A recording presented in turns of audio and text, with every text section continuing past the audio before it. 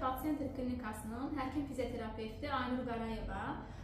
Bugün sizi ən çox maraqlandıran suallardan birinə cavab vermək istəyirəm.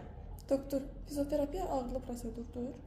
Fizioterapiya əslində heç bir ağrı verməyən bir prosedurdur. İstifadə etdiyimiz tens, lazer, ultrason terapiyası, maqnit terapiyası kimi üsullarda heç bir ağrı hiss olunmur.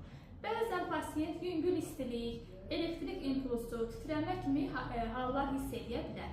Və bəzən reabilitasiyada, idman hərəkətlərində dartınma, manual terapiyada əzilə gərginliyi kimi hisslər ola bilər və bunlar da tez müddətdə keçib getməlidir.